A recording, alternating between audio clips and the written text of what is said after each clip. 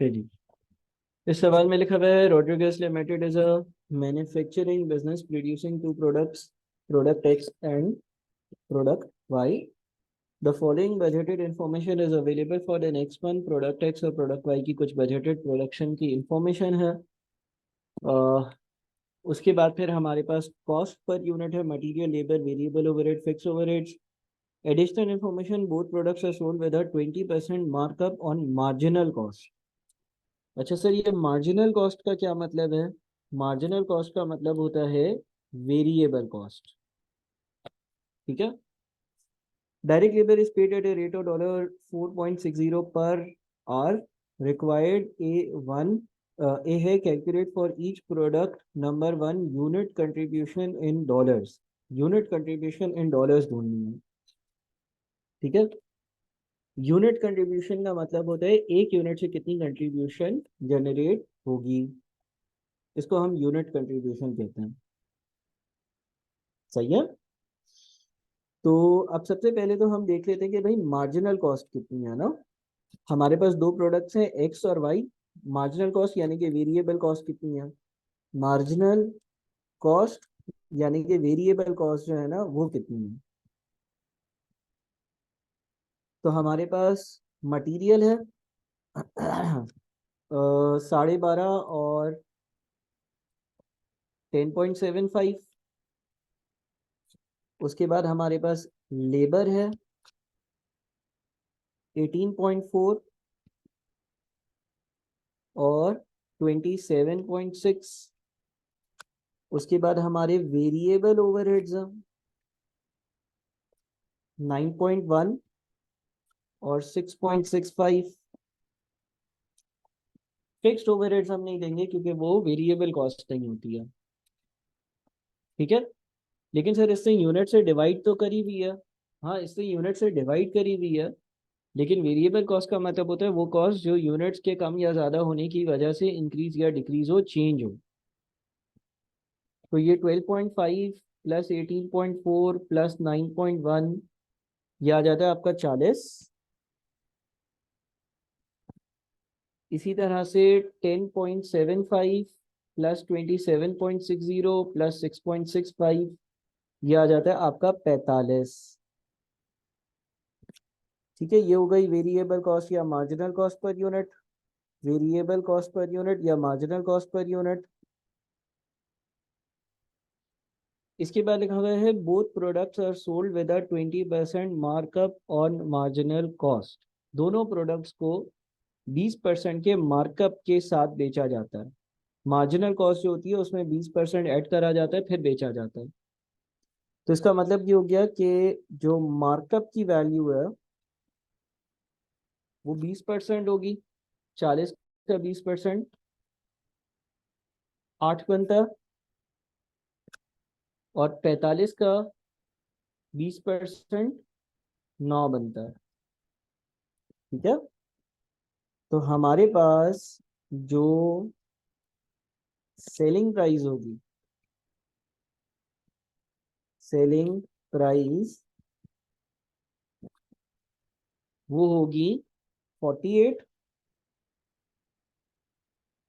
और 54। अच्छा, इसने हमसे जो है वो सिर्फ और सिर्फ ये पूछा था कि हमें पहले पार्ट में क्या बताना था, यूनिट कंट्रीब्यूशन इन डॉलर्स। तो ये जो मार्कअप है यही कंट्रीब्यूशन भी है ना। इसलिए क्योंकि जितना भी डिफरेंस होता है सेलिंग प्राइस और वेरिएबल कॉस्ट के बीच में वो कंट्रीब्यूशन होता है। तो हमारा पहले पार्ट का आंसर जो है वो आ गया है 8 और 9। 8 और 9 जो है ना वो हमारे पहले पार्ट का आंसर है। ये आपका A1 हो गया। A1 हो गया। ठीक है। अच्छा, उसके बाद फिर A2, total direct labour hours required to meet the budgeted production. Total direct labour hours, कितने लेबर आवर्स की ज़रूरत होगी अगर ऊपर वाली हमें प्रोडक्शन पूरी करनी है उसके लिए।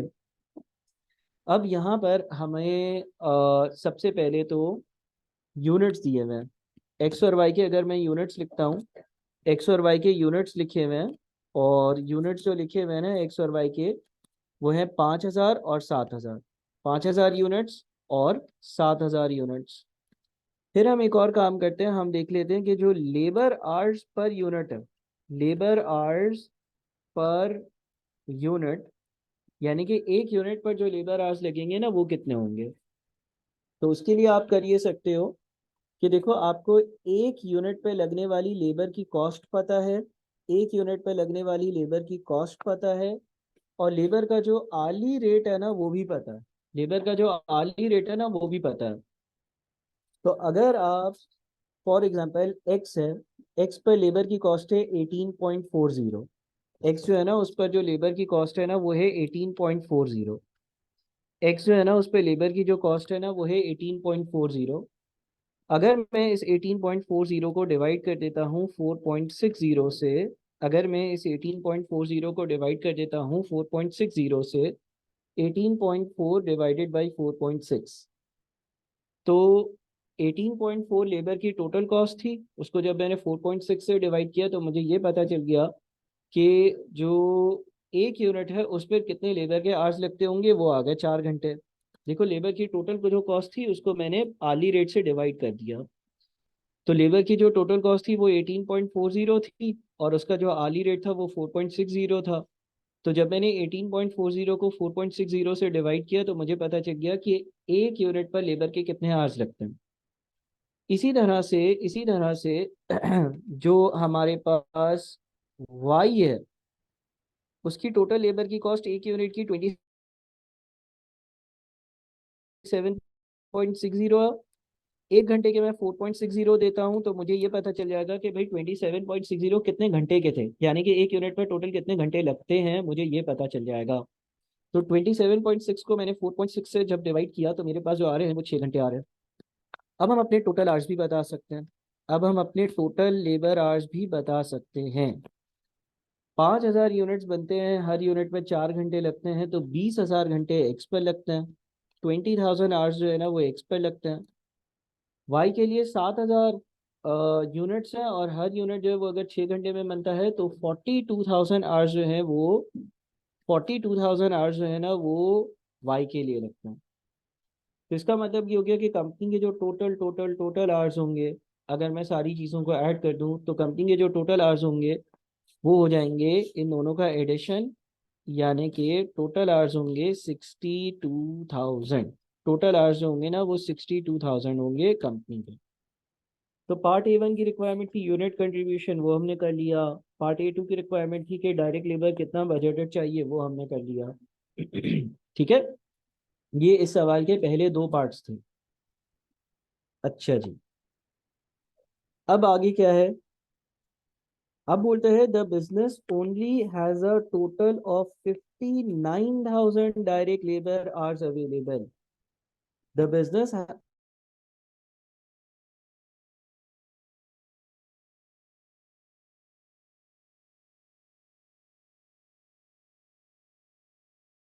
ओनली हैज अ टोटल, वो 59,000 है। और अगर मुझे 5,000 यूनिट्स एक्स के और 7,000 यूनिट्स वाई के बनाने हैं, तो मुझे जो नीड है या जो रिक्वायरमेंट है, जो रिक्वायर्ड लेबर आवर्स हैं, जो रिक्वायर्ड लेबर आवर्स हैं जिनकी मुझे ज़रूरत है वो 62,000 है। हमने एक कॉन्सेप्ट पढ़ा था जिसको हमने कहा था लिमिटिंग फैक्टर, याद है? हमने एक कॉन्सेप्ट पढ़ा था जिसको हमने कहा था लिमिटिंग फैक्टर। लिमिटिंग फैक्टर क्या था कि कोई चीज़ जो है वो लिमिटेड सप्लाई में हो और उसकी वजह से हम अपना काम मुकम्मल पूरा ना कर पाएं। यहाँ पर अगर मुझे एक्स के 5,000 और वाई के 7,000 यूनिट्स बनाने हैं तो उसके लिए मुझे 62,000 आवर्स की ज़रूरत होगी, जबकि मेरे पास अवेलेबल सिर्फ और सिर्फ 59,000 आवर्स हैं। तो मैं पूरा काम नहीं कर पाऊंगा। मुझे पूरा काम करने के लिए 62,000 आवर्स की ज़रूरत थी, सिर्फ 59,000 आवर्स अवेलेबल हैं। अब लिखते हैं calculate the maximum profit that can be achieve from the total direct labour hours available. अच्छा जी, इसके लिए आपको कंट्रीब्यूशन पर लिमिटिंग फैक्टर निकालना होता है, रैंकिंग करनी होती है। अगर आपने लिमिटिंग फैक्टर से रेलेवेंट जो लेसन मैंने अभी कंडक्ट करा था वो नहीं देखा है तो पहले उस लेसन को लाजमी देख लें। उस लेसन में हमने डिस्कस किया था कि भाई हम मैक्सिमम प्रॉफिट कैसे कैलकुलेट कर सकते हैं अगर मेरे पास कोई लिमिटिंग फैक्टर दिया हुआ हो सवाल में।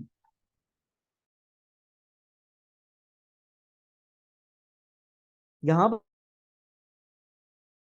पर हमारे जो लेबर की पूरी प्रोडक्शन नहीं कर पा रहे हैं, तो हमें जो हमने वहां पर कॉन्सेप्ट पढ़े थे वो अप्लाई करने होंगे। और उन कॉन्सेप्ट्स के हिसाब से हमें क्या करना होगा, एक्स और वाई हमारे पास दो प्रोडक्ट्स हैं, हम इन दोनों प्रोडक्ट्स की लिखेंगे कंट्रीब्यूशन की वैल्यू। ठीक है जी, हम इन दोनों प्रोडक्ट्स की जो कंट्रीब्यूशन पर यूनिट है, कंट्रीब्यूशन पर यूनिट कितनी थी भाई, हमारे पास एक्स की 8 और वाई की 9 थी। लेबर आवर्स कितने थे भाई, लेबर आवर्स जो है ना, एक्स के एक यूनिट पर 4 घंटे लगते हैं, वाई के एक यूनिट पर 6 घंटे लगते हैं। कंट्रीब्यूशन पर लेबर आवर्स, कंट्रीब्यूशन पर लेबर आवर कितना होगा, यानी कि एक लेबर आवर का बेहतरीन इस्तेमाल 8/4 यहाँ पर करूंगा तो 2 रुपए की कंट्रीब्यूशन देगा, और 9/6 दूसरी जगह पर करूंगा तो 1.5 रुपए की कंट्रीब्यूशन मिलेगी।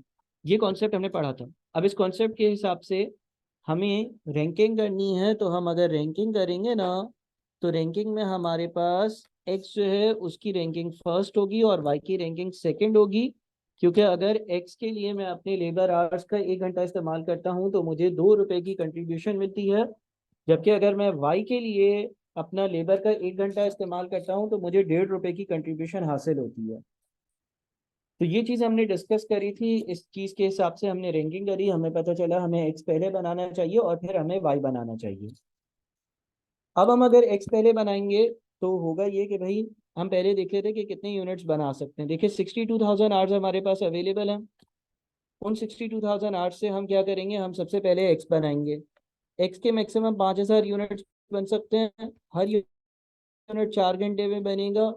तो इस हिसाब से सॉरी 62,000 नहीं, 59,000, सॉरी 59,000 आवर्स हमारे पास अवेलेबल है। 59,000 आवर्स हमारे पास अवेलेबल है। पहले हम एक्स बनाएंगे, एक्स के 5,000 यूनिट्स बनेंगे, और एक यूनिट अगर जो है वो 4 घंटे में बनता है तो 20,000 घंटे यहाँ इस्तेमाल हो जाएंगे। रिमेनिंग जो आवर्स बच जाएंगे वो होंगे कितने, 39,000। फिर मैं वाई बनाऊंगा। अब 39,000 आवर्स में मैं वाई कितने बना सकूंगा, 39,000 आवर्स में वाई का एक यूनिट अगर 6 घंटे में बनाता हूँ, तो 39,000 आवर्स में मैं 6 घंटे के हिसाब से वाई के 6,500 यूनिट्स बना सकूंगा। 6,500 यूनिट्स बनाऊंगा तो ये 39,000 आवर्स भी पूरे इस्तेमाल हो जाएंगे और मैं जीरो वाली पोजीशन पर आ जाऊंगा। समझ में आ रहा है भाई? ठीक है जी।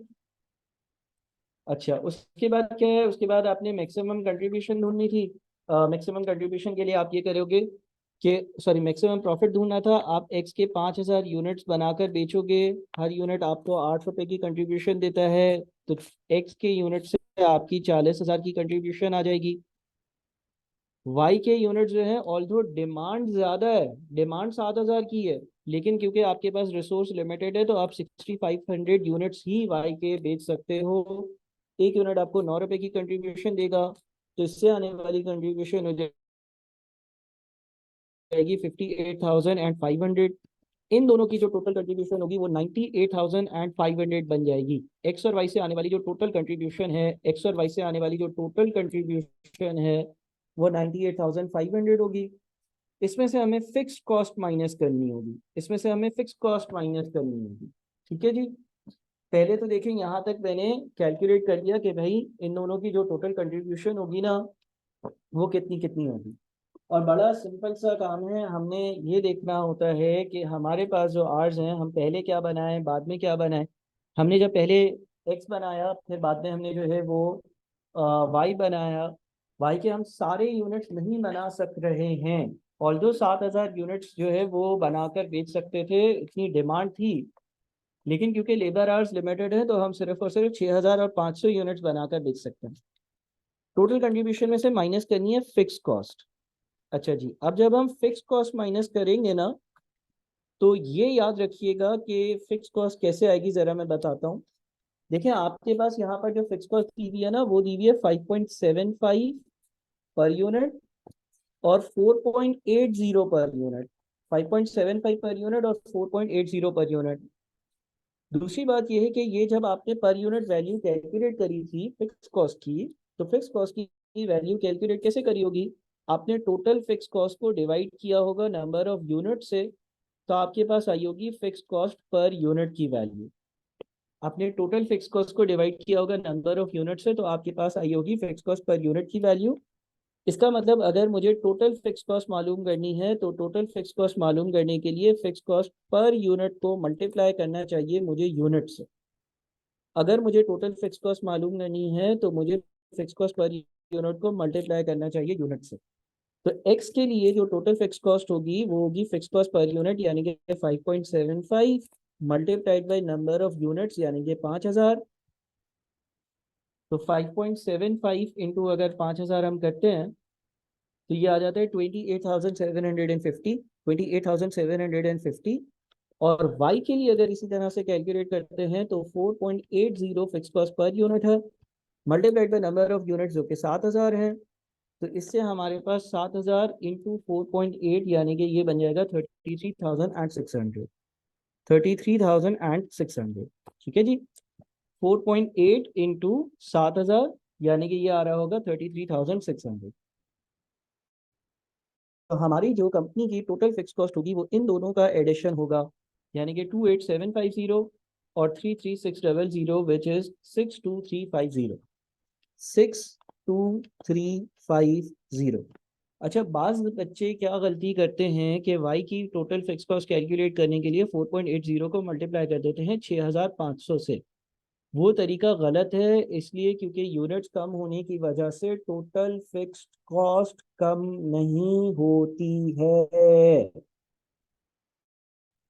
तो हमारी फिक्स कॉस्ट का टोटल 62,350 होगा। के लिए आप जो है ना वो 6000 और 500 को मल्टीप्लाई कर दो। ऐसा नहीं है कि वाई के लिए आप 6500 को मल्टीप्लाई कर दो फिक्स कॉस्ट पर यूनिट से। 62,300 ये आ गया आपका प्रॉफिट।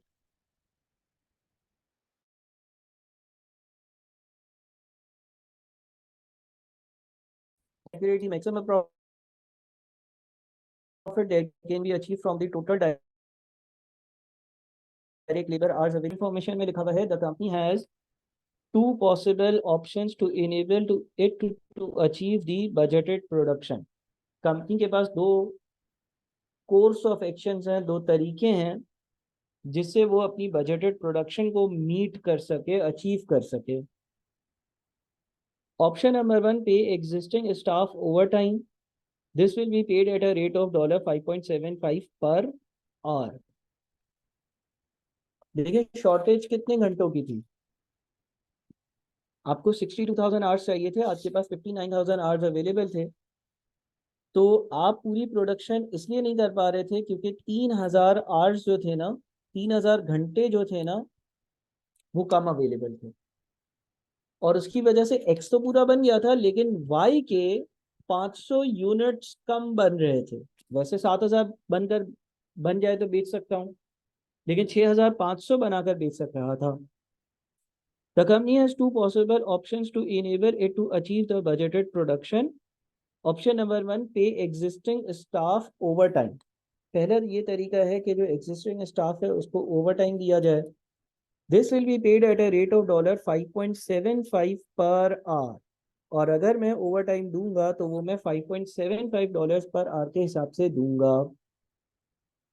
ठीक है।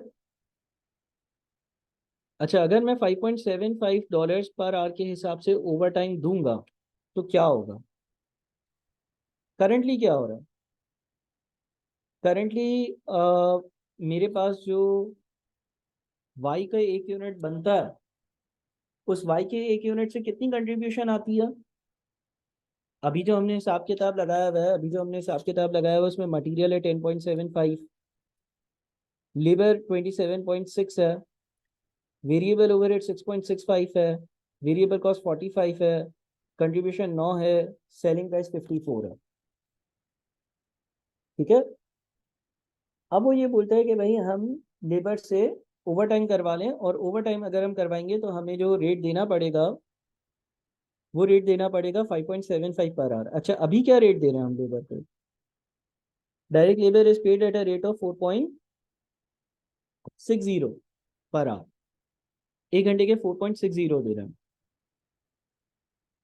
तो हम लेबर को एक्स्ट्रा पैसे दे रहे होंगे, हम लेबर को एक्स्ट्रा पैसे दे रहे होंगे। अच्छा, वाई का एक यूनिट जो है वो कितने घंटे में बनता है? वाई का एक यूनिट 6 घंटे में बनता है।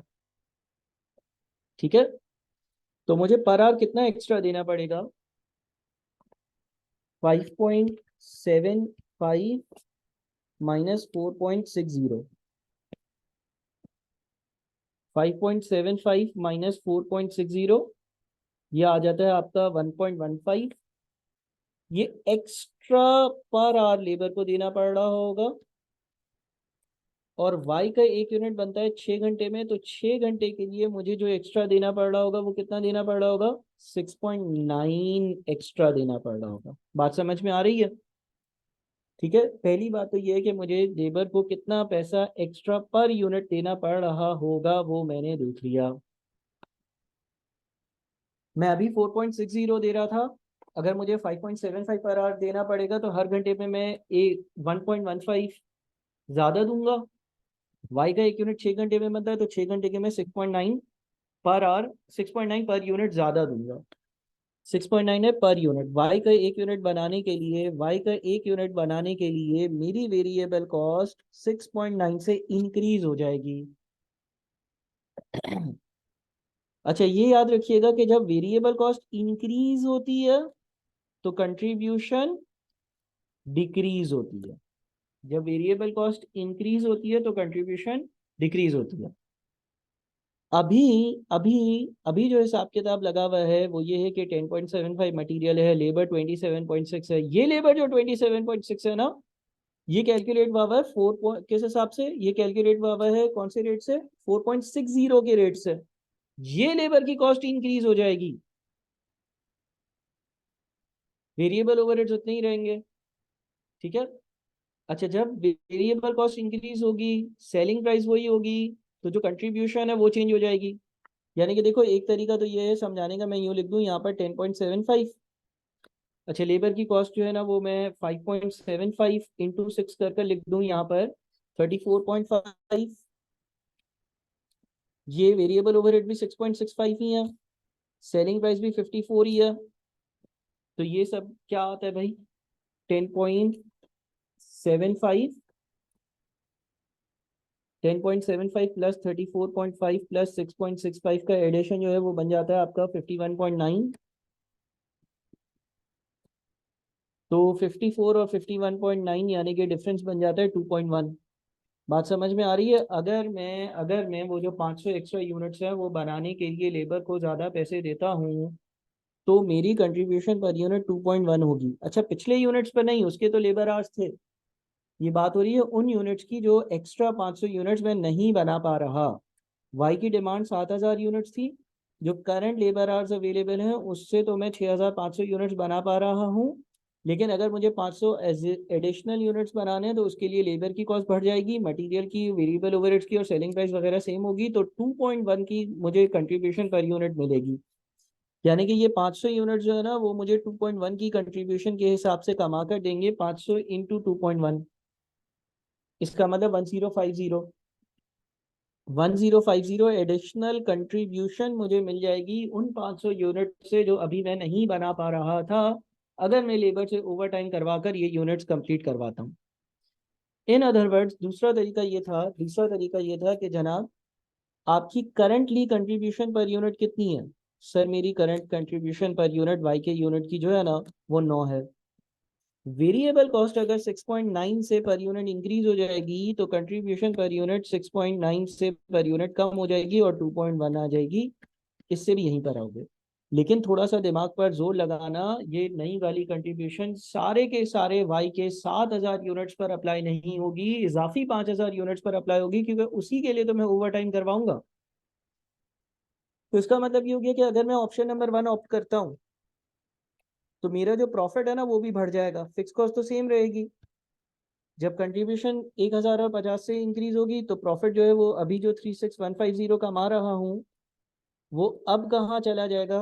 वो अब चला जाएगा 36,150 प्लस 1,050 यानी कि 37,200 पर। 37,200 पर ये ऑप्शन नंबर 1 का आउटकम है। अगर ऑप्शन नंबर 1 ऑप्ट करते हैं तो यहाँ पर पहुंच जाएंगे। अच्छा, ये तो इसका फाइनेंशियल एस्पेक्ट था कि प्रॉफिट कहाँ पर पहुंचेगा। उसने बोला था evaluate the options available to the company to achieve the budgeted production, suggest your answer with calculations.